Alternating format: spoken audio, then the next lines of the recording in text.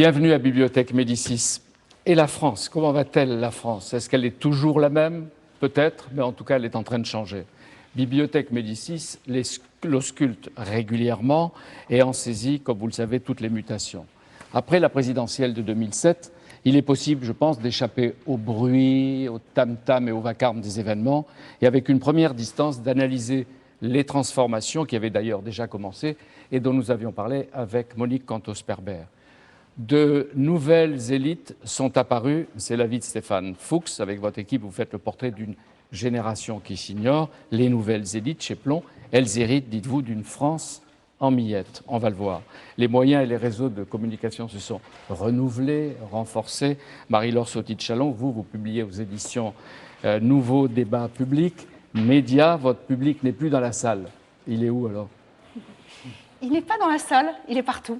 C'est ça qui a vraiment changé. C'est qu'on peut toucher chacun à des endroits extraordinairement divers. C'est-à-dire chacun devient son propre producteur d'images. Absolument.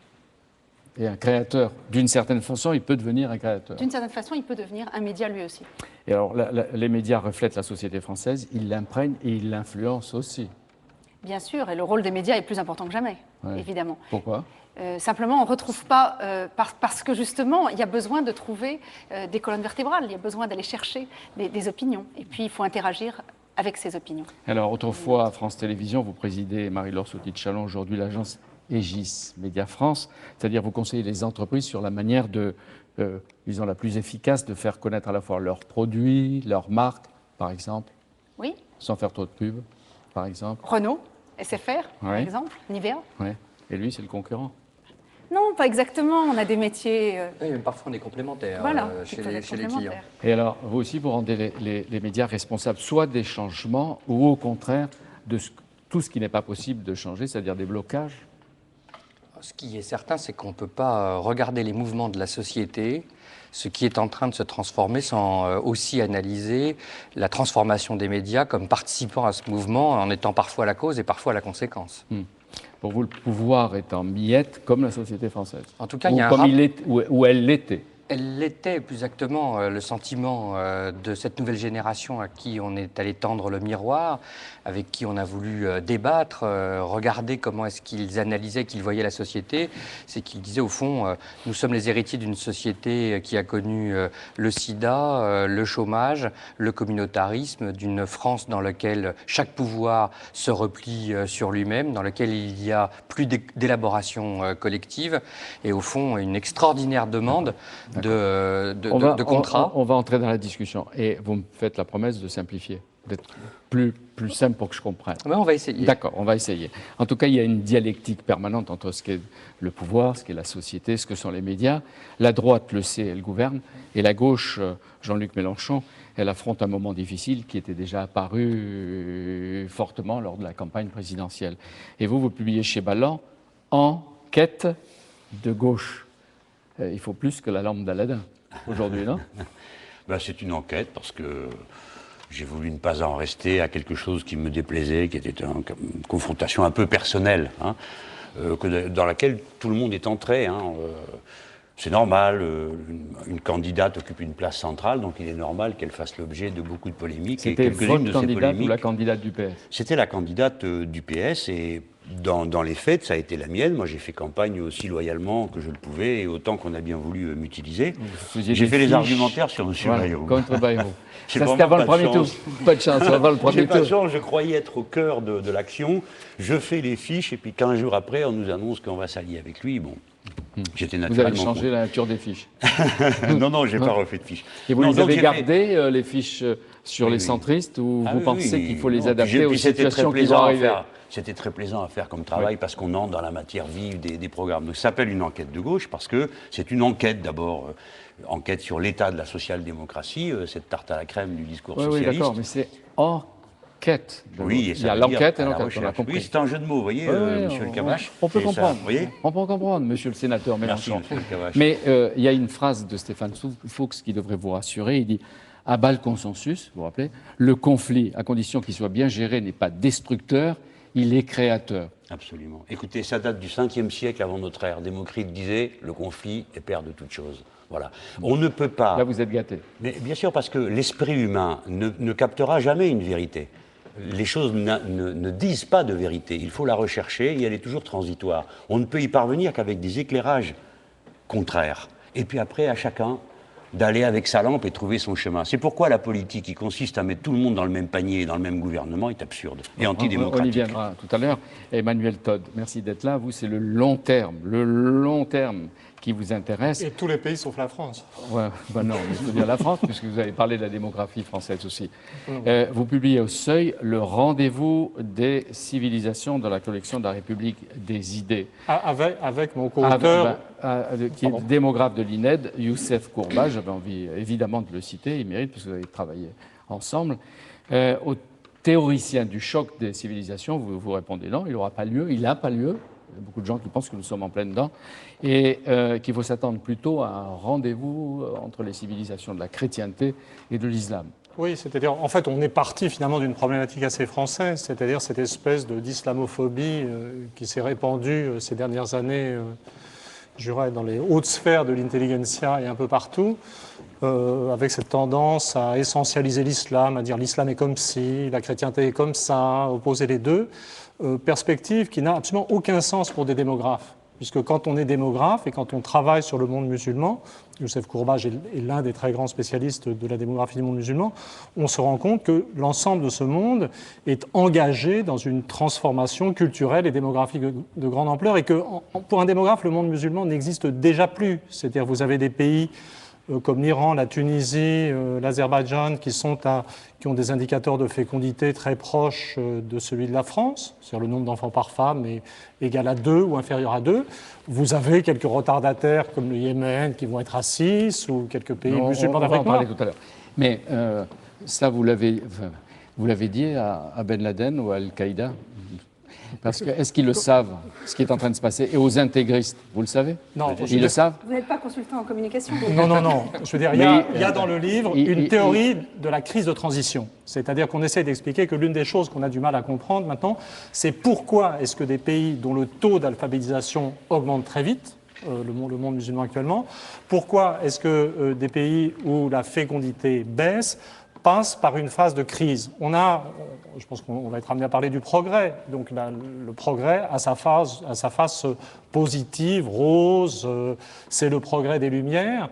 Mais ce que les Lumières du XVIIIe siècle n'avaient pas perçu ou entrevu, c'est que le progrès a sa face noire. C'est-à-dire qu'une population qui s'alphabétise, c'est une population dans laquelle, à un moment donné, les fils savent lire, et les pères ne savent pas lire. Désorientation, destruction des rapports d'autorité. Une population dans laquelle la fécondité baisse, c'est une population dans laquelle les rapports de couple sont en cours de réaménagement.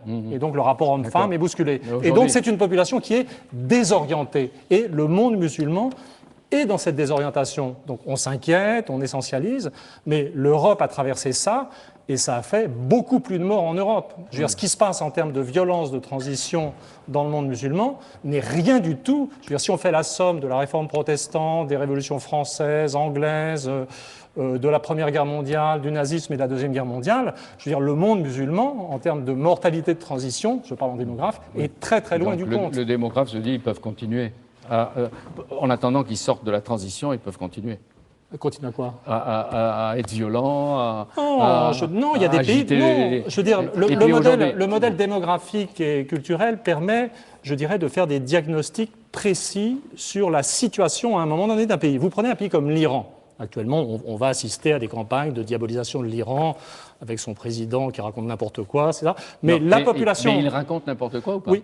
Évidemment. Pour un démographe, je veux dire, ce qu'il dit ou rien, ça n'a pas de sens, puisqu'on le voit de toute façon, sur le long terme. Il a déjà perdu sa majorité dans le pays, mais ce que nous disent les indicateurs nationaux, régionaux d'un pays comme l'Iran, c'est que la crise de transition, la période violente et menaçante est passée. L'Iran a en fait suivi un cycle assez proche de celui de la France. Vous avez hausse du taux d'alphabétisation à la veille de la mise à bas du régime du Shah, c'est ce qui s'était passé en France avant la Révolution française. L'arrivée de Khomeini et des mollahs. Absolument. Ensuite, donc la religion. Je veux dire, la révolution anglaise était à enveloppe religieuse. Cromwell se considérait comme l'homme de Dieu. Et la révolution anglaise, en vérité, je veux dire, la religion est derrière la montée en puissance ou l'émergence de la démocratie dans l'ensemble du monde anglo-saxon. Ça vaut aussi pour les États-Unis. Ça n'est pas parce qu'un phénomène politique a une coloration religieuse qui n'est pas un pas vers la modernité. Donc l'Iran, on peut dire, ils sont après la crise, la fécondité. Mais c'est un pays comme le Pakistan. Sur l'Iran, vous dites, je vous cite, les élections, certes, ne sont pas absolument libres en Iran, mais on vote tout le temps et les basculements de majorité sont fréquents. Absolument. Il s'agit d'une démocratie imparfaite, mais prometteuse. Absolument. Ah oui. Mais je veux dire, c'est l'évidence. Je veux dire, si vous voulez, ça c'est ce qu'on voit. Sauf pour beaucoup d'Iraniens qui sont dedans. Je veux dire, les Iraniens votent, mais si vous voulez, ce que permet la démographie, en fait, c'est ce qu'on dit dans le bouquin, à propos de l'Iran, c'est d'accepter de voir la réalité politique. La réalité politique, c'est que c'est un pays qui a fait, comme la France, une révolution, je veux dire, qui a eu des problèmes de transition, dont le régime se stabilise et se serait stabilisé plus vite s'il n'avait pas été mis sous pression par des velléités d'agression américaine. Voilà. Alors, juste une question. Vous établissez un lien entre l'alphabétisation et la baisse de la fécondité, et vous dites que la baisse de la fécondité est manifestement une transition culturelle. C'est-à-dire, à ce moment-là, on entre dans une évolution, et vous faites d'ailleurs une comparaison avec l'esprit du temps et hegelien, on entre dans une évolution qui doit, au bout d'un certain temps, amener à l'adoption d'un certain modèle universaliste, c'est-à-dire une rencontre possible avec l'Occident. Alors, deux questions. Premièrement, comment expliquez-vous que cette baisse de la natalité soit dans la plupart des pays musulmans en phase avec une fixité totale et même un caractère rétrograde du code de la famille? Alors, les femmes ont moins d'enfants, mais le code de la famille est toujours aussi Allez-y. oppressif pour les femmes. Emmanuel. Non, d'abord, on étudie dans le livre une très très grande diversité initiale des situations de la femme dans le monde musulman. Vous voyez, par exemple, l'idée « la femme est opprimée par l'islam », c'est un vieux stéréotype. Alors, on peut avoir l'impression que ça marche dans les pays du cœur du monde musulman, dans la zone qui, pour un anthropologue, serait définie comme patrilinéaire. Mais si vous allez en Indonésie, qui est le plus grand en termes de population des pays musulmans, vous êtes confronté à des pays musulmans, la Malaisie c'est pareil, où le statut de la femme est extrêmement élevé et au contraire vous aviez des déviations matrilinéaires. L'une des autres choses qu'on a notées, c'est ça qui est très dangereux dans cette comment dire, exagération de cette insistance sur des traits juridiques ou sur des textes. Aucune population, même dans le cœur du monde musulman, n'applique les prescriptions coraniques. Ce que permet de faire, je dirais, une description démographique des phénomènes... Quand une femme est mise à mort à coup de bâton, c'est une application stricte de la loi coranique. Ce sont des phénomènes qui apparaissent maintenant, qui n'existaient pas autrefois. Je veux dire, vous parlez de choses absolument minoritaires. Je veux dire, dans la plupart, il y a une génération, les indices de fécondité du monde musulman étaient tous supérieurs à 6. Maintenant, j'ai parlé de ceux qui étaient à 2 enfants par femme. Maintenant, il y a tous ceux qui sont autour entre 3 et 4. C'est un monde en évolution. Et là, simplement, je suis désolé de le dire, vous véhiculez les stéréotypes les plus éculés sur le monde musulman. Même l'Arabie saoudite, qui est censée être un pays arriéré, est à 3,6 de fécondité. C'est contre ça que le livre est écrit. Être à 3,6 de fécondité, empêche-t-il qu'on mette à mort les femmes en rien? Alors, autre question maintenant, s'il vous plaît. Autre question pour Non, je veux dire, c'est important parce que c'est au cœur du débat et je conçois fort bien que tout le monde n'est pas confiance dans des indicateurs démographiques. Pour nous, c'est de la cuisine, on vit là-dedans depuis des décennies, on est démographe, mais il faut bien voir ce que c'est une baisse de fécondité. Une baisse de fécondité, derrière, il y a bien entendu le fait que les hommes et les femmes ont appris à lire. Donc vous avez des populations qui ont atteint un certain... Ils apprennent à lire dans toute la famille, le père, les enfants, etc., le Coran, même la fille. Mais le absolument Coran. pas. Aucune ouverture en dehors de l'Iran, mais dans certains pays du Golfe. Autre stéréotype. Mais là, il est en train de caricaturer aussi. Ils ont accès à Internet, les médias accélèrent aussi. Tout ça, c'est du stéréotype, mais il faut bien voir que si vous êtes confronté, je vais donner un autre exemple, une discussion du même genre sur une autre impossibilité théorique d'il y a plus d'un quart de siècle. C'était à l'époque où j'avais sorti mon premier bouquin qui prédisait l'effondrement du système soviétique. L'un des indicateurs, c'était l'époque où tout le monde théorisait sur un homo soviéticus soviéticus, excusez-moi, comme maintenant on parle d'un homo islamicus, où on suggère ça, quelque chose d'essentiel, qui ne peut pas bouger, le communisme était là pour toujours, ils sont complètement abrutis par leurs textes, c'était pas le Coran, c'était pas Mahomet, c'était Marx, Engels, etc. Et moi je disais, avec une naïveté de jeune démographe, je disais, mais écoutez, regardez, la fécondité baisse, les femmes russes contrôlent leur existence. Et qu'est-ce que ça veut dire? Qu'est-ce que ça veut dire? Il faut aller au cœur du problème. C'est-à-dire qu'une population qui commence à contrôler sa fécondité, c'est une montée de l'individualisme. C'est les gens prennent en main leur propre destin, n'acceptent plus, je veux dire, la tradition, n'acceptent plus la fatalité, etc. C'est une baisse de fécondité, ça signifie une montée de l'individualisme. Et la baisse de fécondité dans le monde musulman suggère une montée de l'individualisme dans le monde musulman. Si vous permettez qu'on vous interroge et que parfois peut-être on vous critique. Oui, on aimerait bien dire quelque chose. Justement, mais vous dites, dans un futur proche, Emmanuel Toll, la diversité des traditions culturelles ne sera plus perçue comme génératrice de conflits, mais elle témoignera simplement de la richesse de l'histoire humaine. Combien d'années vous mettez dans le futur proche ? Moi, je compte en décennies. Hein. Oui, il ne s'agit pas du tout de... Et quand vous dites la transition, tout ce que l'on vit est la transition qui peut durer avec ses heurts, ses violences, ses haines religieuses entre chiites et musulmans. Ça peut durer 30 ans, 40 ans, 50 ans. Non, l'histoire s'accélère, ça ne sera pas si long. Mais vous posez la bonne question. C'est-à-dire qu'effectivement, on peut discuter sur les délais. Mais je dirais, à vue de nez d'historien, pour l'Iran, c'est bon. Pour la Turquie, c'est bon, ils sont après la crise. La Tunisie, le Maroc. Le Maroc est en suspens. C'est un pays tangent pour des raisons de caractère récent de l'alphabétisation. Par contre, on peut dire qu'il y a des pays qui sont extrêmement menaçants et auxquels on ne fait pas assez attention. Comme on dit, l'Iran n'a pas l'arme nucléaire, mais après sa transition, ce n'est pas un vrai risque.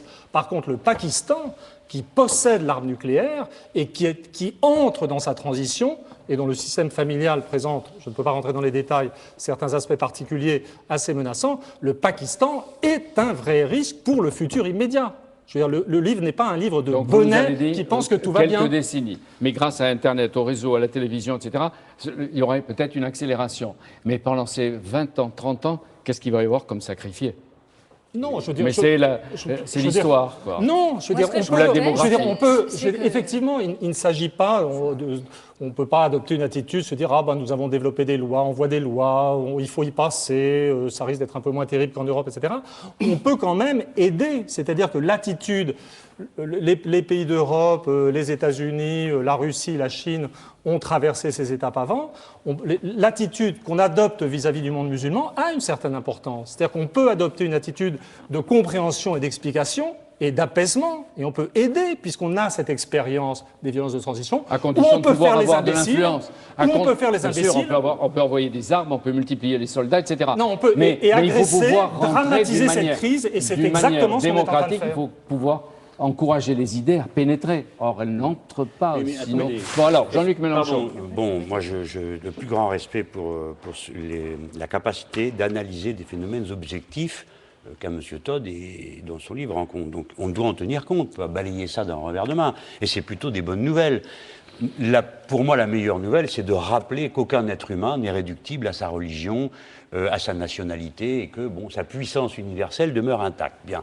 Après, on est dans des cycles, c'est ça qu'on doit gérer. Le fait de savoir que les choses ont une probabilité d'évoluer dans un sens qui nous convient ne doit pas nous faire perdre de vue les risques d'aujourd'hui, qui sont dans le très court terme. Et c'est la raison pour laquelle, en politique, pour ma part, je conteste l'idée d'un monde musulman. Car si c'est une réalité religieuse, ce n'est pas une réalité politique. Et le rôle des extrémistes et des islamistes est de faire d'une réalité religieuse une réalité politique. Et notre rôle est de les en empêcher. Ça, c'est de la cuisine de bataille idéologique. Donc, la bataille idéologique, elle doit se mener sans avoir de complexe. C'est plutôt mon point de vue. C'est-à-dire, moi, je suis un anti-obscurantiste et je suis contre le pouvoir religieux, quelle que soit la nationalité, quelle que soit la religion en question, qu'il s'agisse d'islamistes ou qu'il s'agisse de catholiques, parce que le cas s'est présenté, vous avez bien fait de le rappeler pendant assez longtemps. Donc, dans le moment, ne confondons pas le cycle long que vous décrivez, et il est important pour nous de le savoir, parce que sinon, nous tombons dans ce que vous dénoncez, et vous avez 1000 fois raison, le stéréotype, l'homme musulman, il serait comme ci et comme ça. Bon. Là, nous tomberions dans le stéréotype. Mais nous commettrions une erreur si, au nom d'un destin lumineux qui nous apparaîtrait, on oubliait la lutte terrible que nous menons aujourd'hui contre les extrémistes. C'est la raison pour laquelle je ne suis pas d'accord quand le président de la République, pour être dans l'actualité, dit « le premier défi, c'est la confrontation entre l'Occident et l'islam ». Rien que la phrase est fausse, parce qu'une bonne partie de nos compatriotes français sont occidentaux et musulmans. Donc si on commence à penser le monde à partir des catégories religieuses, nous sommes perdus, car nous allons diminuer le nombre de nos alliés et augmenter le nombre de nos adversaires, ce qui, dans une bataille comme celle-là, est quand même cette stupide. Confiance. Hubert Védrine, dans le rapport qu'il a remis au président de la République, il avait demandé, on la retrouve dans le fait, comme le dit Emmanuel Todt, qu'à terme, il y aura comme une sorte de rapprochement. Vous dites aucune religion n'est en mesure de faire obstacle à la révolution démographique, pas plus l'islam que le bouddhisme ou le christianisme. C'est drôle parce que je voulais... Pardonnez-moi de contester ça, parce que qu'il y ait cycle, c'est certain. Quant à savoir où le cycle aboutira, à mon sens, nous l'ignorons.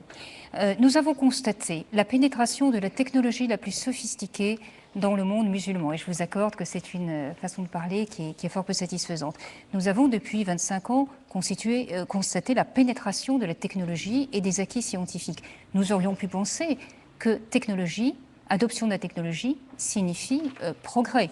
Or, ce n'est pas du tout ce qui s'est passé. Nous avons constaté également le retour au fondamentalisme. Alors maintenant, je pose la question, pourquoi l'observation d'une révolution démographique accomplie dans ces mêmes pays aurait nécessairement pour effet une entrée dans le progrès? Je crois qu'il n'y a pas de nécessitarisme dans les affaires humaines. On est vraiment tellement à des années-lumière que j'éprouve même, c'est très rare, une certaine... Oui, on est proche en termes géographiques, si on peut dire. J'ai beaucoup de mal même à comprendre votre mode de pensée. C'est par exemple l'une des questions fondamentales qu'on a fini par se poser, d'ailleurs avec des tensions, des discussions avec mon copain Youssef Courbage, c'est en fait il n'y a aucune grande civilisation où la chute de fécondité et l'atteinte de niveau de fécondité de 2 enfants par femme n'ait été précédée par un effondrement des croyances religieuses. En fait, il n'y a pas d'exception. C'est vrai du catholicisme, c'est vrai du protestantisme, c'est vrai de l'orthodoxie, c'est vrai du bouddhisme japonais. Et on a des pays musulmans qui ont atteint ce stade. On se dit donc, est-ce que au-delà de, j'allais dire, des paillettes du terrorisme, le moment ne serait pas venu de se poser la question de la nature exacte de ce qui reste de croyances religieuses dans le monde musulman? Et on a introduit, après bien des négociations conceptuelles, le concept de, comme il existe en sciences sociales européennes, le concept de déchristianisation, c'est le reflux des croyances religieuses.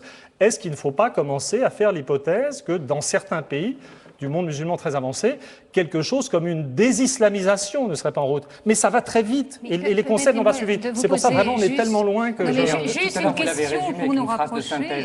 Qui était, pour un publicitaire extraordinaire, vous avez dit la crise est passée, la démographie baisse. J'ai dit ça. Oui. Je ne sais pas si ma mère était publicitaire. Je ne sais pas si elle aurait été très fière de ça. Est-ce que je peux relever Attendez, même si c'est rapide dans le nom. Fait qui, dans l'observation du monde musulman aujourd'hui, vous paraissent plaider en faveur de l'hypothèse que vous avez faite, que je comprends très bien pour des raisons théoriques.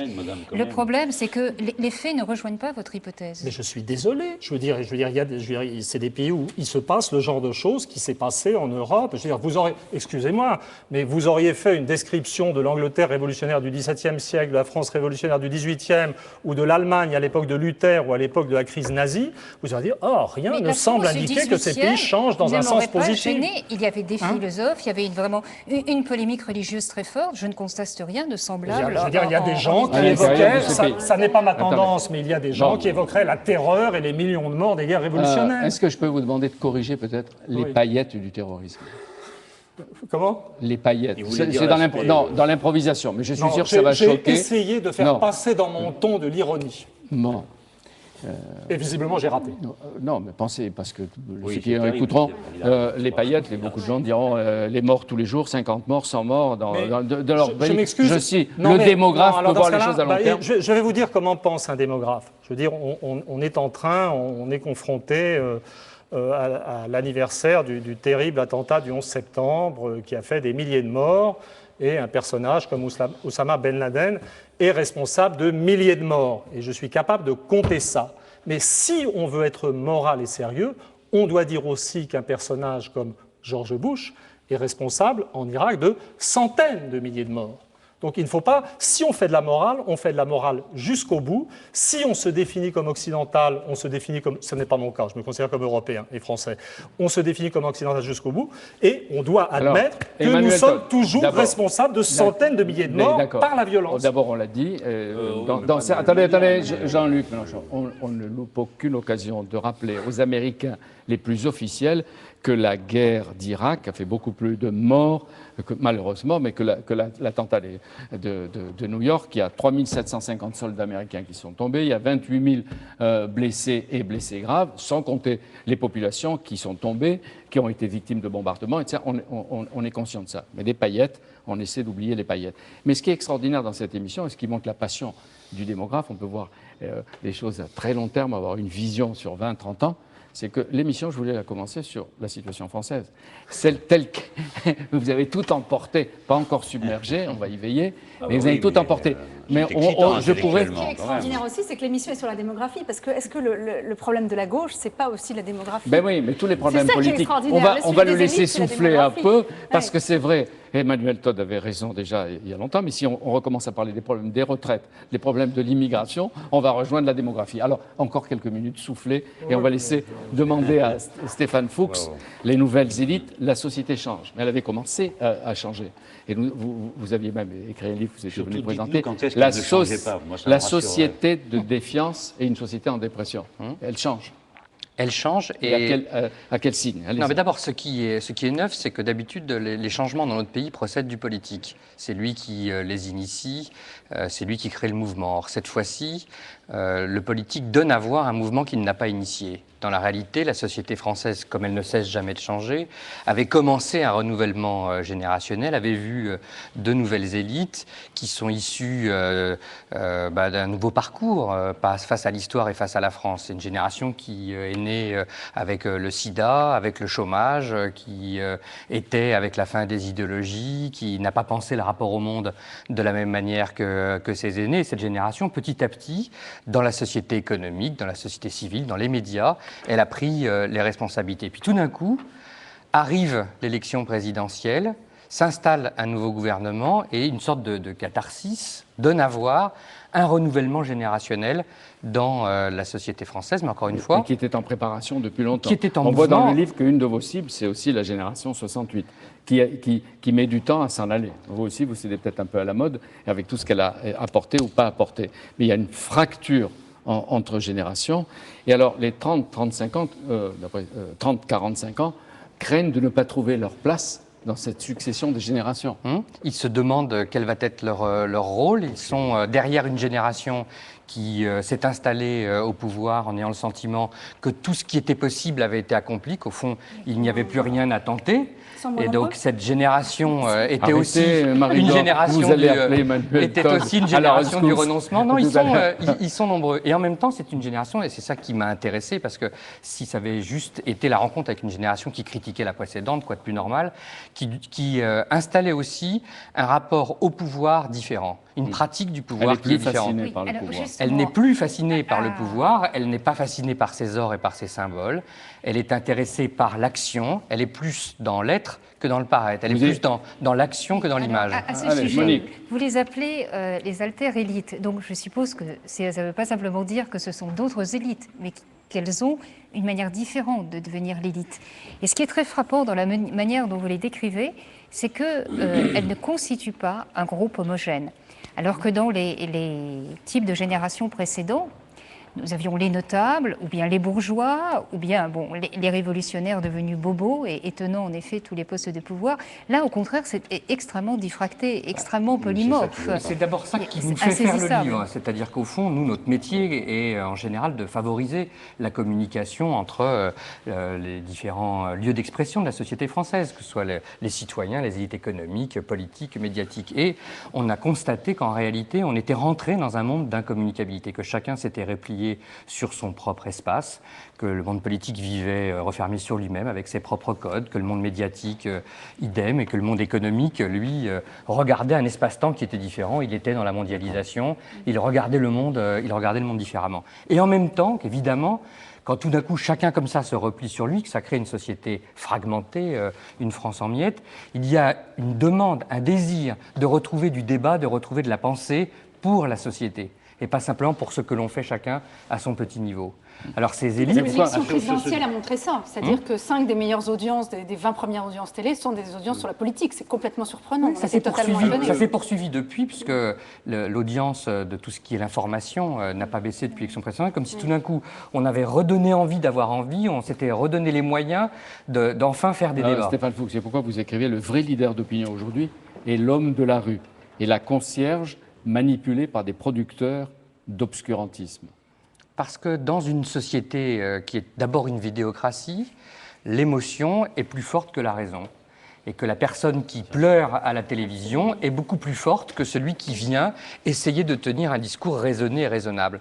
Et donc ce que les élites nous disent, c'est leur désarroi face à cette vidéocratie. Comment faire passer nos points de vue raisonnés. Moi je suis là à la limite pour essayer de les aider après, donc c'est vrai que ça peut nous aider, mais ce qu'ils nous ont dit... Pour les aider à quoi? Plus de rationalité ou d'émotivité exprimée? Non, en tout cas à être capable de jouer avec les règles du jeu en les respectant, mais en étant capable de faire passer son message sans le travestir.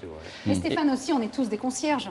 C'est-à-dire que ce qui a changé, c'est qu'avant, dans les élites, il y avait des comportements. Maintenant, tu as des gens des élèves de l'école normale supérieure, qui lisent Public, qui voient l'île de la Tentation, qui lisent Hegel, et ça n'existait pas autrefois. Non. Tu correspondais à un public et tu t'intéressais, tes centres d'intérêt avaient à voir. J'entends, ce qui a changé quand même un petit peu différent pour eux. C'est-à-dire que ce qu'ils nous disent, c'est qu'au fond, ils acceptent l'idée d'être jugés par leur père.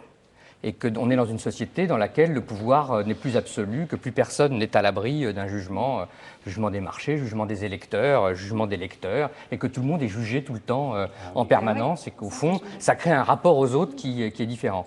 Mais voilà. Mais au fond, derrière ça, ils nous dénoncent une tyrannie de la transparence. Ils disent au fond, c'est terrible, la transparence, c'est affreux. Enfin, si on se quitte à la fin de cette émission et que vous dites il était sympa, mais il était transparent, je ne vais pas prendre ça pour un compliment. Et pourtant, aujourd'hui, la transparence est devenue en quelque sorte le viatique qui voudrait dire qu'on est honnête et qu'on est dans un rapport sain à la société. Élites, on sait qu'il y a un rejet des élites. Vos nouvelles élites, ça reste des élites.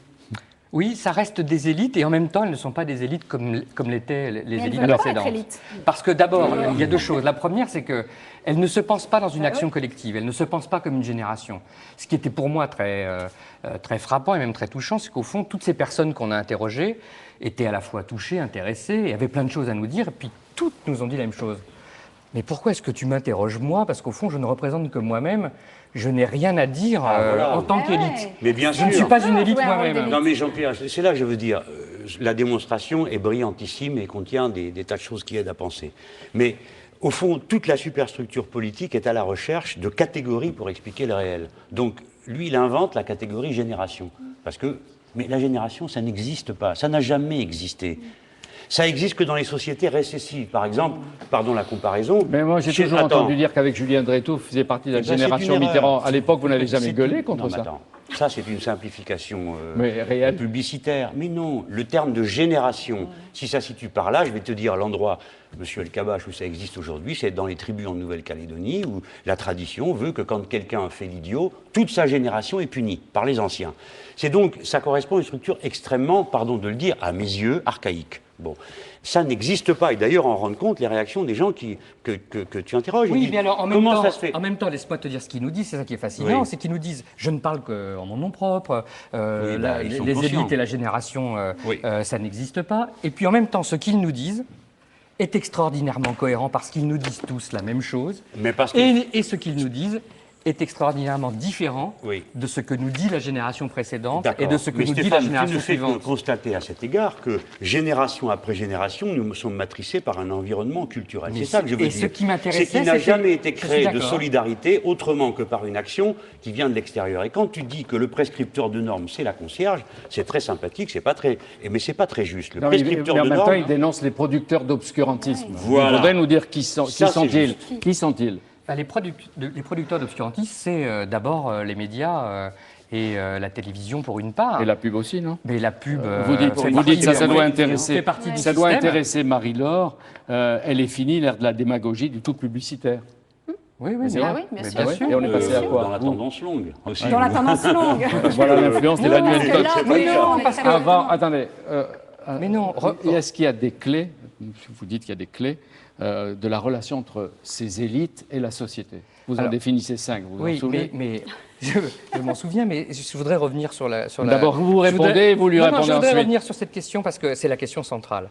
C'est qu'au fond, c'est une génération qui ne s'est pas construite sur une action collective et qui n'aurait pas porté tout d'un coup un message à la société ou un combat. Qui a pas envie de faire quelque chose pour son pays. Ce sont les événements qui créent les générations. On est d'accord. C'est ce qu'on appelle un événement fondateur. Et pourtant, et c'est ça qui est intéressant, c'est que cette génération, sans avoir eu cet événement fondateur, elle s'est bien construite comme toute génération se construit. Et au moment où elle arrive au pouvoir, il nous semblait intéressant de regarder qu'est-ce qu'elle a de différente que les générations précédentes. Alors justement, de quoi est-elle porteuse? Puisque vous estimez qu'elle arrive au pouvoir, là? J'estime que maintenant, elle n'a plus le droit de se plaindre, parce qu'au fond, c'est une génération qui est au pouvoir. Et donc, il faut qu'elle arrête de dire c'est la faute à papa, maman, et que maintenant, qu'elle prenne ses responsabilités. Je peux faire une parenthèse. J'ai l'impression qu'il y a 2 livres. Le livre a 165 pages à peu près, et qu'il est créé en 2 temps. Les 160 premières pages ont dû être écrites pendant la campagne. On sent du découragement, du désenchantement, etc. Et puis après, il reste 2 pages. La conclusion, en 2007, notre pays, à la fois passionné et doloriste, a exprimé un espoir. Il appartient au nouveau chef de l'État de se montrer à la hauteur de cet espoir. Comme si les 2 ou 3 dernières pages démentaient ou complétaient avec ou une illusion ou un espoir nouveau. Même pour le moral à gauche, monsieur El Kabbach. C'est ça que vous voulez nous faire dire. Si vous me permettez de compléter cette Attendez, question. mais laissez-le répondre.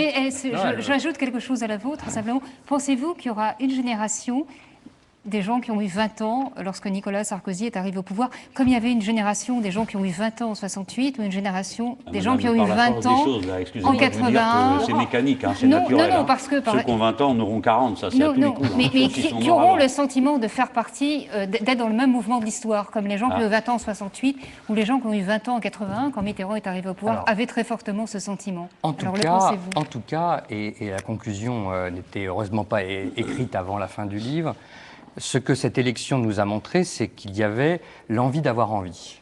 C'est qu'il y avait le désir de sortir d'une dépression nerveuse de la société française et d'agir. Et qu'on est avec une génération qui, en tout cas les gens qu'on a interrogés, veut y croire. Alors elle veut y croire, ça peut vouloir dire qu'elle va beaucoup pardonner, qu'elle va beaucoup participer, mais que aussi ceux qui sont en situation de décision prennent le risque de beaucoup décevoir. Et évidemment, c'est beaucoup trop tôt pour dire de quel côté ça va tomber. Ce que par contre, je peux dire, c'est qu'ils imposent et ils s'imposent des codes qui sont différents. C'est pour répondre à la question de Jean-Pierre tout à l'heure. D'abord, ils ne sont pas pour la transparence, ils sont pour la vérité. Ils assument que la vérité est aujourd'hui indispensable, qu'on ne peut pas se construire sur le mensonge. Et ça peut paraître naïf ou banal, mais quand vous regardez l'histoire et la société française, le nombre de mensonges qui sont des mensonges collectifs sur lesquels nous avons vécu vaut la peine d'être posé. Une des clés, le besoin de vérité. Vous dites de cohérence, d'équilibre, d'incarnation et de responsabilité. Oui, deuxième élément, c'est l'incarnation. Ils comprennent que le pouvoir s'assume. Alors, jusqu'à quel niveau il faut l'incarner? Est-ce que c'est l'hyper-présidentialisation? C'est pas ça du tout qu'ils nous disent en réalité quand on les interroge sur leur rapport au pouvoir. Parce que tu l'as pas encore lu, mais c'est parce que le début c'était bien. C'est parce que ce qu'ils nous disent, c'est qu'aujourd'hui le pouvoir peut être un pouvoir justement plus collectif, plus participatif, dans lequel on tient plus compte des gens avec qui on travaille, des gens avec qui on agit, des gens pour lesquels on agit. Et on le fait réellement. C'est-à-dire que pour eux, c'est pas un truc, c'est une réalité. Mais il y a un truc bizarre que tu dis par rapport à la génération Sarkozy. Vous êtes tous gagnés par la mode, je ne sais pas si vous entendez, la mode Sarkozy, vous vous tutoyez tous là. Parce qu'on se connaît. Mais ça, on se connaît. Non, c'est la transparence. Mais moi, je vous vois. Oui, moi aussi, parce qu'on se connaît. Moi, je tutoie ceux qui me tutoient. Oui, moi, je tutoie celui que je connais. Donc, le sujet qui est surprenant, c'est qu'on parlait des générations Sarkozy des 20 ans, mais les jeunes, ils ont voté Ségolène Royal. Le vrai trou et la raison pour laquelle Ségolène Royal perd, c'est qu'elle fait 28% sur les plus de 60 ans. Si elle avait fait, enfin, tu as vu les études comment, si elle avait fait ne serait-ce que la moyenne de son score, elle passait. Donc, Donc, je pense qu'il faut faire attention à un contresens qui est jeune égale génération Sarkozy. Les jeunes étaient ça dans la différence entre les télévisions dites historiques et le système d'aujourd'hui avec Internet, les réseaux, et en même temps une sorte d'individualisation des comportements. Oui.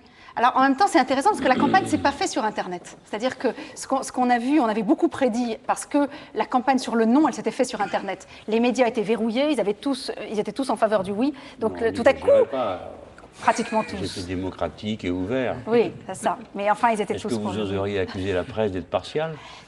C'était curieux. Donc il y avait ça. Et là, on a attendu. Monsieur Kaba, je veux qu'on passe vite. Oui, un peu rapidement. Je veux lui donner le temps de parler. Alors, je veux vous laisser le temps de parler. Je vais écouter encore Emmanuel. Même s'il y a eu énormément de connexions, et il y a eu des connexions d'ailleurs sur François Bayrou très fortes au moment où les gens se sont demandé si François Bayrou allait être le troisième homme. Ensuite, la campagne ne s'est pas faite sur Internet.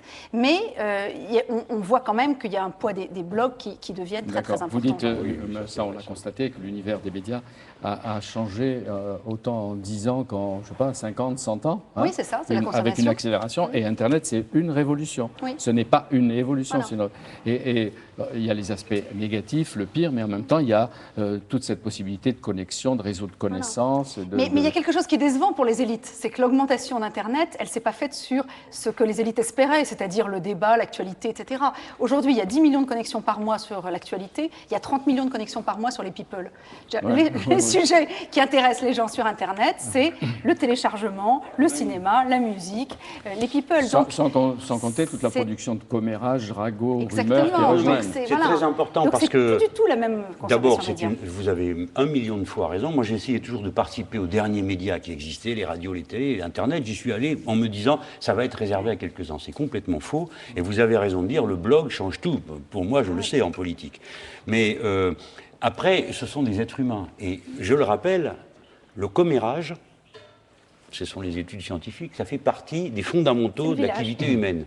Parce que ce qui fait un être humain, c'est de savoir ce que l'autre a dit ou fait pour ne pas être dérouté. Donc je ne suis pas surpris que sur la toile, on retrouve les fondamentaux humains. Encore, vous avez été gentil, vous n'avez pas évoqué la part du sexe dans les consultations Internet, qui à mon avis ne doit pas être négligeable, et en tout cas supérieure à celle... sur le blog personnel de Jean-Luc Mélenchon. Le sexe, non, mais la réflexion, la politique, les grands débats. Mais ce que change le numérique pour les élites, c'est qu'elles n'ont plus un accès privilégié à l'information. Et l'information était évidemment un des éléments du pouvoir, et tout d'un coup, tout le monde se retrouve. Est-ce qu'elle apprend, est-ce qu'elle génère elle aussi comme information? Bien sûr, d'autant que chacun s'étant doté de son propre système d'information, chacun s'étant spécialisé avec une information qui lui va bien, de ce point de vue, il n'y a plus de différence entre... Ce qu'a dit El Kabbach est très important, c'est que il ne faut pas prendre ça pour de l'information, parce que le nombre de rumeurs, de ragots, de choses sans fondement qui circulent là est terrifiant. C'est un métier d'informer. En accord total avec cette remarque. Le média, traditionnellement, c'était un intermédiaire qui transmettait une information d'une source d'information, si possible fiable, à un destinataire. Maintenant, les médias sont devenus eux-mêmes la dimension qui génère une information qu'on appellerait plutôt une déformation, car en toute impunité, on peut raconter toutes sortes d'horreurs ou toutes sortes de fausses histoires sur des personnes, entretenir une conversation, des commentaires, des jugements à partir de ça, en dehors de toute espèce de système réel. Et même je constate que des personnes qui passent plusieurs heures sur le web et dans des blogs changent de personnalité, c'est-à-dire sortent totalement de cette attitude de responsabilisation des propos, de face à face avec l'autre, pour entrer dans une sorte de déchaînement d'accusation, de vengeance. Spéciale de Bibliothèque Médicis sur l'évolution des médias. Mais comment, deux questions à Marie-Laure, comment, à la fois, si on a envie de dire vos clients, les grands managers, etc., sont-ils en train de changer? Et comment la publicité que vous faites les uns les autres, ou que vous encouragez, elle est en train de changer aussi? Il y a une fracture numérique, c'est-à-dire que ce qui change beaucoup pour les élites, il y a ceux qui savent se servir des technologies et ceux qui ne savent pas. Donc là, on sent qu'un certain nombre de clients commencent à être en difficulté aussi parce qu'ils ne pratiquaient pas la transparence dont tu parles. Et donc maintenant, ils se font scotcher le lendemain de la sortie d'un produit, le lendemain d'une information sur les blogs. Donc ça oblige à être très différent dans sa communication. C'est pour ça qu'on est dans un monde un peu moins publicitaire, un peu plus vers la réalité. Au moins, c'est ça ce qu'on peut espérer. Vous décrivez à la fin ce que serait notre vie en mai 2017, dans 10 ans. Oui, parce que c'est l'élection présidentielle. C'est ça qui m'amuse. À quoi ça ressemblerait? L'idée, c'est qu'on sera connecté partout. On recevra juste les flux, comme dans Minority Report, qui nous intéresseront. Donc finalement, on devrait être purifié de tout ce qui ne nous intéresse pas. Et il n'y a pas que les jeunes qui s'intéressent aussi, il y a les seniors qui pratiquent beaucoup plus qu'on ne le croyait auparavant. Et c'est pour ça que vous dites qu'il faut des passeurs d'avenir. Qu'est-ce que vous appelez les passeurs d'avenir? D'abord, c'est que, heureusement, on ne décrit pas un mouvement générationnel où il y aurait d'un côté les gentils, de l'autre les méchants. C'est une aberration. Et au contraire, il y a un certain nombre de personnes qui jouent ce rôle de passeurs entre les générations, qui permettent à la fois l'accession de nouvelles élites à des postes de responsabilité, qui les donnent à voir, et puis qui en même temps transmettent les codes et les exigences. C'est-à-dire qu'on ne peut pas être dans la préparation d'un journal télé comme quelqu'un de ces nouvelles élites nous l'a dit, en disant au fond, moi j'ai fait mon boulot, si j'ai donné la parole à ceux qui disent A et puis à ceux qui disent B. Alors on discute. De manière équivalente. Exactement, et on arrive à la fin, et donc c'est 1 minute pour les Juifs, 1 minute pour Hitler. Oui. Ben oui. Et donc, évidemment, il y a une remise en cause de ça. Gauche. Il y a une exigence du travail qui est portée. Il y a des valeurs nouvelles qui s'imposent. Et pour ça, les passeurs sont utiles. Je peux poser quelques questions à Jean-Luc Mélenchon. La gauche, elle a aussi ses réseaux. Elle avait un excellent site. Ségolène Royal avait un très bon site. Des communautés. Mais c'est vrai que les sites ne remplacent pas, je suppose, les idées neuves. C'est pour ça que dans le livre, il y a une recherche d'idées. Ce n'est pas un règlement de compte avec X ou Y, et même la candidate, votre propre parti, mais on sent qu'il y a une recherche d'idées. Alors, vous dites au passage que 20% du gouvernement de Nicolas Sarkozy est déjà socialiste. Vous pensez qu'il y en aura encore un peu plus? Je ne sais pas, mais il y a des jours où je me dis oui, que ça va être le cas. Si vous voulez, mon point de départ, c'est une angoisse que peut-être le démographe pourra éclairer. Je ne sais pas. Il y a quand même un problème. Le temps de répondre. Vous allez voir. Peut-être qu'il n'y aura plus de gauche demain. Je le dis sérieusement. Pourquoi? Il n'y a pas de gauche démocratique, gouvernementale en Chine, au Japon, à l'état de trace, dans les pays émergents, quasi inexistante, aux États-Unis d'Amérique, invisible. Mais elle est où elle a été dans beaucoup de pays d'Europe, du Nord, en Italie, au Portugal, en Espagne. Le cœur c'est dans la vieille Europe que se concentrait une forme de la gauche. Laissez-moi finir ma phrase. Donc j'ai une certaine inquiétude lorsque je vois le bilan de la gauche en Europe. Ce n'est pas le même dans le reste du monde, hein. Mais aujourd'hui, après la défaite en France, avec un nombrilisme qui n'appartient qu'à nous, nous faisons comme si seuls les socialistes français perdaient toutes leurs élections, ce qui est lamentable et montre à quel point ils sont misérables. En réalité, la social-démocratie perd les élections partout. Sauf, bien sûr, elle est morte comme le communisme d'État. Je dis qu'en tant que stratégie politique, les êtres humains sont toujours là, elle est aussi morte que le communisme d'État, dont elle bénéficiait d'ailleurs en partie, car le communisme d'État faisait peur aux bourgeois de l'Europe occidentale qui lâchaient prise sur les avantages. Et je dis que dans la première partie du livre, où je fais le bilan de la social-démocratie, je dis en fait ce que vous appelez social-démocratie, ça n'existe déjà plus, c'est autre chose. Et c'est cette autre chose que j'ai décrit. J'ai montré comment ça vient du Parti démocrate américain, qui a mis en place une architecture intellectuelle qui a été reprise telle qu'elle par la social-démocratie européenne. Jusque-là, vous pourriez dire, après tout, ce sont des histoires générales, et il y a de l'intérêt à avoir une histoire générale et à placer la France dans son contexte. Mais là où l'affaire devient cocasse, c'est lorsque, poursuivant mes investigations, je trouve qu'en France, ceux qui, les premiers, ont embrayé sur ce corps de doctrine, l'ont mis en mots, ont publié des textes sur le sujet, avec des titres aussi extraordinaires que « Pour être moderne, soyons démocrates », en 1984, c'est vous dire à quel point c'était iconoclaste. Rappelez-vous que ce sont des gouvernements du nom de la gauche à l'époque. Eh bien, ce sont précisément François Hollande, Ségolène Royal et d'autres. Par conséquent, la personne de Ségolène doit être un instant, pour l'analyse, écartée du sujet pour essayer de regarder le mouvement des idées. Et alors, à ce moment-là, on devra constater sur le plan personnel que cette femme est d'une cohérence extraordinaire, d'une ténacité extraordinaire, d'une construction idéologique formidable, et d'un autre côté, à partir de là, que nous devons avoir le droit de la critiquer, de discuter le corps d'idées, qu'elle est d'ailleurs le mieux à même de porter. Il ne faut pas qu'elle prenne toute discussion pour une attaque personnelle, parce que sinon on ne peut plus débattre. Je termine, fin du livre. Oui, là-dessus, on vous laisse dire. Hein. Si c'est fini. Parce que moi, je voudrais prendre juste sur le fond. Pour expliquer mon livre. Non, mais sur le fond.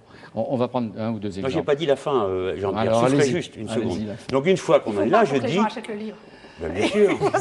C'est une publicitaire, écoutez-la. Laissez le suspense pour la fin. Mais parce qu'il faut. Non, le suspense, je ne dirais pas. Il n'y a qu'à lire le livre. Mais c'est notre tradition à gauche de lire, d'écrire. Bon.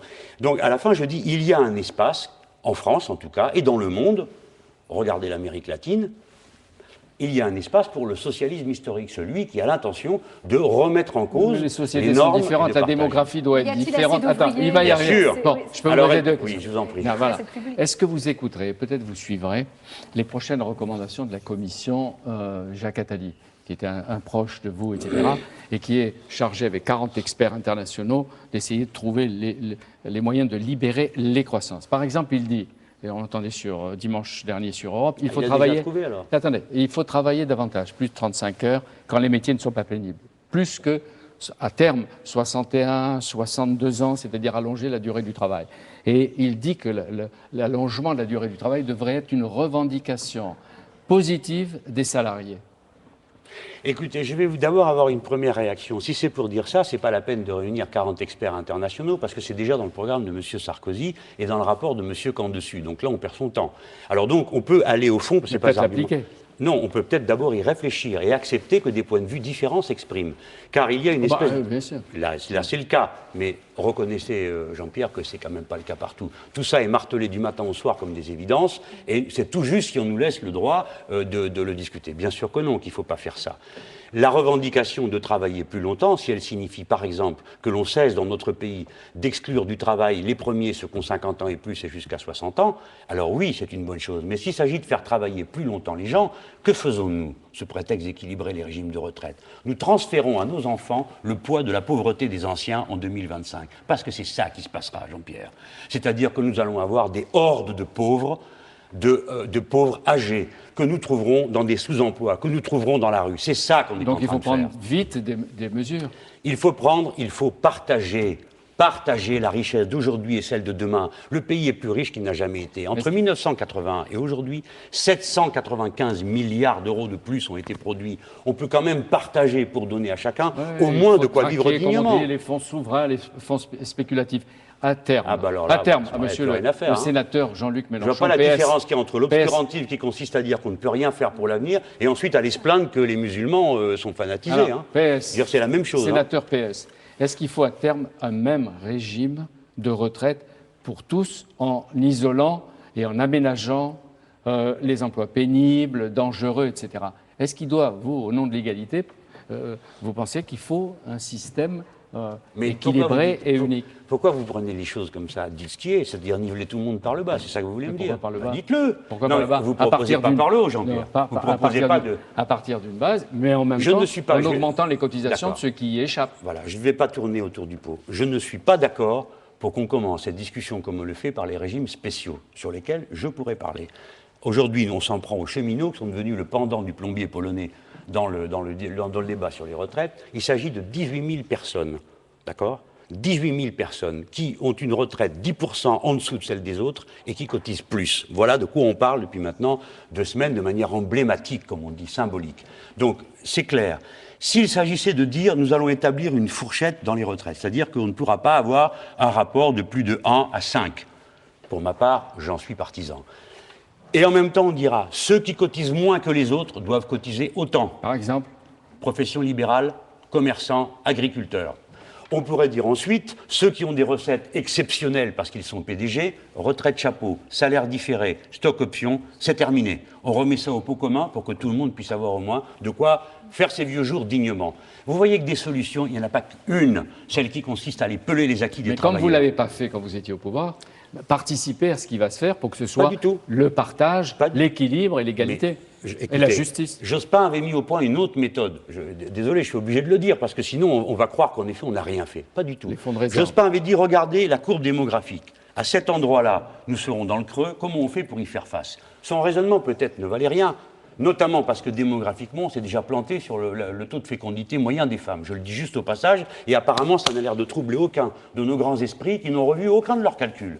Mais Lionel avait donc dit, Lionel Jospin, non, que nous allons faire un fonds de réserve qui viendra abonder les retraites au moment où nous serons dans le creux démographique. Donc il est faux, il est mensonger de dire que nous n'avons rien fait. Nous avons pris une mesure compte tenu des informations que nous avions à ce moment-là. D'accord, ça c'est le passé. Mais vous participeriez aux transformations si c'est pour faire ça, non.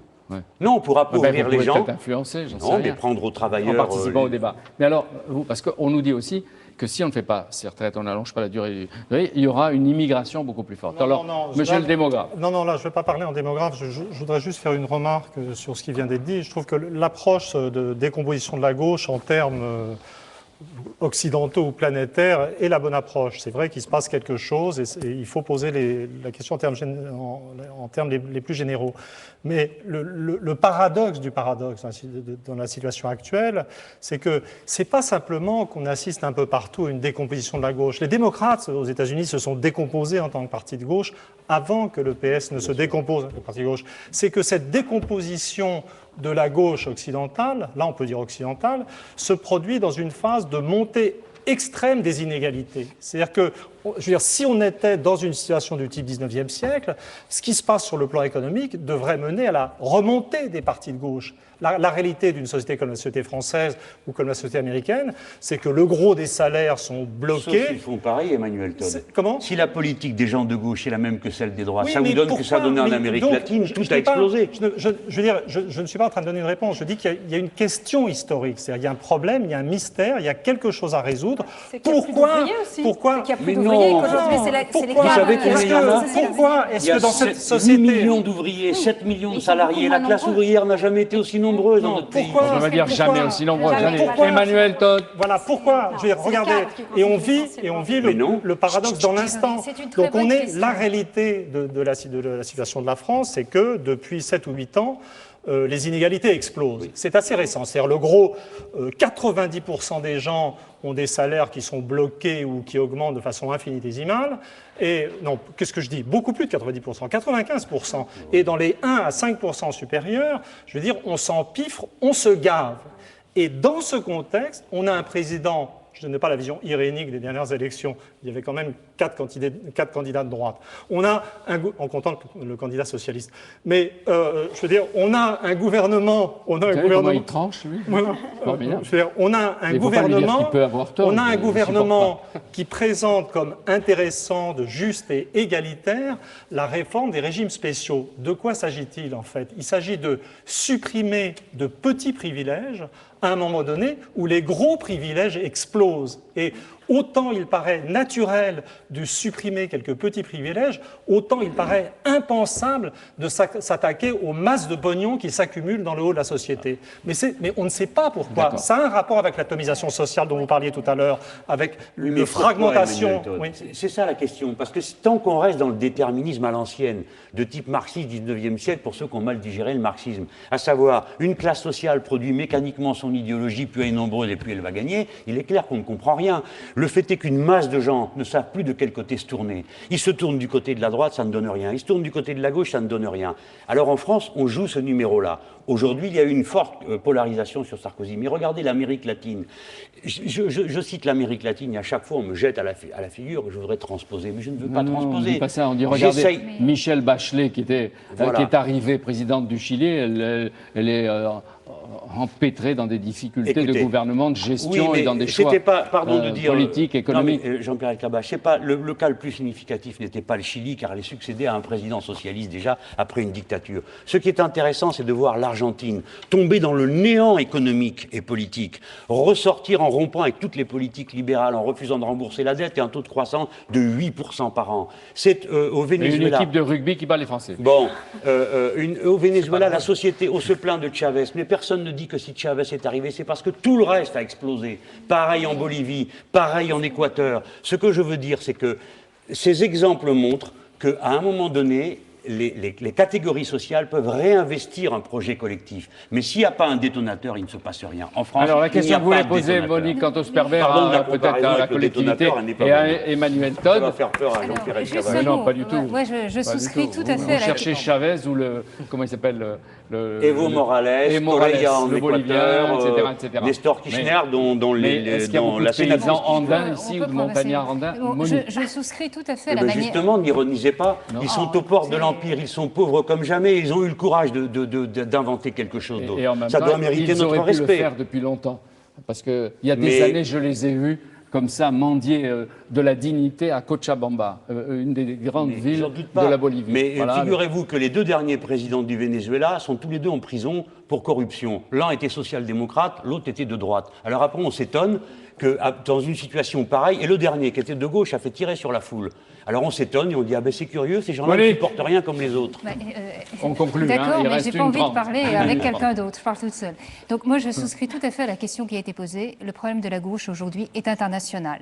Quelque chose se produit en ce moment, un changement très fort du capitalisme, des interventions, une puissance d'intervention de l'État qui est de plus en plus réduite, une très grande mobilité, mutation sociale, mobilité économique, mobilité financière. Nous entrons dans une condition économique jamais vue. Alors la gauche, eh bien, elle est mise au défi de trouver des outils nouveaux pour accomplir un idéal de justice sociale, c'est-à-dire d'accepter évidemment... Vous avez raison. Pas les mêmes que ceux de la droite. D'accepter, mais même pas les mêmes que ceux de son histoire. Elle doit accepter la réalité économique telle qu'elle est, puisque c'est la condition de la création de richesse. Mais en même temps, il faut qu'elle invente des accompagnements sociaux, des formules sociales tout à fait originales, et qu'elle tienne compte de la grande révolution culturelle d'aujourd'hui, c'est-à-dire le très fort individualisme.